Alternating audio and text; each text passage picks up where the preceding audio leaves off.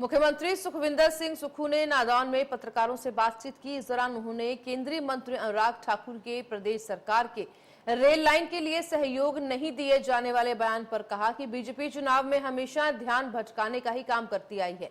कांग्रेस सरकार ने railway line के लिए बजट देने की कोई बात नहीं कही है। पिछले 10 साल से अनुराग ठाकुर ही ये कहते रहे हैं, लेकिन रेलवे लाइन की योजना को स्वीकृति नहीं दिलवा पाए हैं। उन्होंने घोषणा भी खुद ही की है, लेकिन अब दोष कांग्रेस सरकार पर डाल रहे हैं।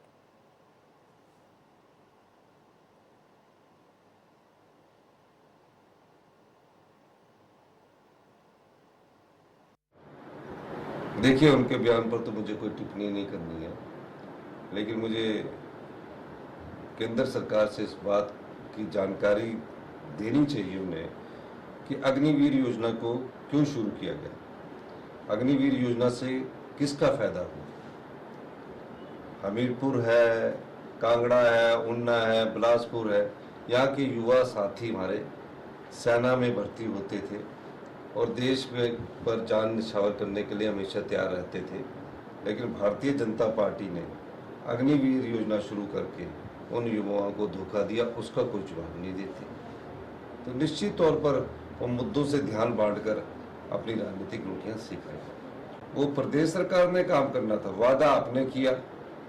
आप कह रहे थे कि मैं उन्ना से हमीरपुर रेलवे लाइन लाऊंगा, रेल चलेगी, वादा आपने किया। बजट में आपने कोई एलोकेशन की ही नहीं है।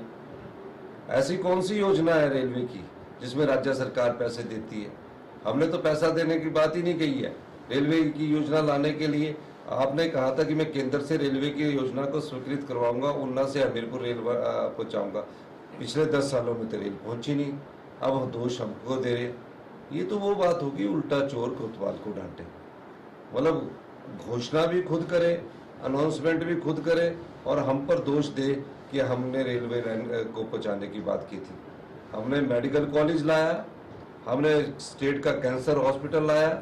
हम जनता की अदालत में जा रहे हैं और जनता की अदालत में पिछले जो 15 महीने में हमने जो काम किए, हमने 15 महीने में सरकारी कर्मचारी और अधिकारियों को ओल्ड पेंशन स्कीम दी।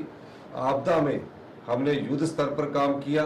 केंद्र सरकार से हमें कोई राहत नहीं मिली और जिनके घर टूटे उनको हमने 1.5 लाख से बढ़ाकर उनके घर बनाने के लिए आर्थिक सहायता 7 लाख रुपए की। जिनके आंशिक रूप से घर टूटे उनके 4,000 रुपये से बढ़ाकर हमने उन्हें 1 लाख रुपया प्रदान किया। तीसरा, हमने अपनी महिलाओं को 1,500 रुपये देने, 18 साल से ऊपर की 1,500 रुपये देने की बात की। भारतीय जनता पार्टी के जो राज्य के अध्यक्ष बिंदल जी बार बार कहते थे, जयराम ठाकुर जी बार बार कहते थे 1,500 कब मिलेंगे। जब हमने 1,500 देने शुरू कर दिए तो चुनाव आयोग के पास चले गए और कहा कि 1,500 रुपये नहीं मिलने चाहिए। मैं चुनाव आयोग ने हमने उनके पास अपील की और उन्होंने कहा कि आप फॉर्म भरिए। लेकिन मैं कहना चाहता हूँ कि चुनाव आयोग पर आप जितना मर्जी दबाव डाल दीजिए, 1,500 हमारी बहनों को जिनकी उम्र 18 साल से अधिक की हो चुकी है और जब तक उनका जीवन है, हमारी सरकार हर महीने 1,500 और साल का 18,000 रुपये देगी। और जून में उनकी 2 किस्तें हैं, जून में हम 2 किस्तों को रिलीज कर देंगे।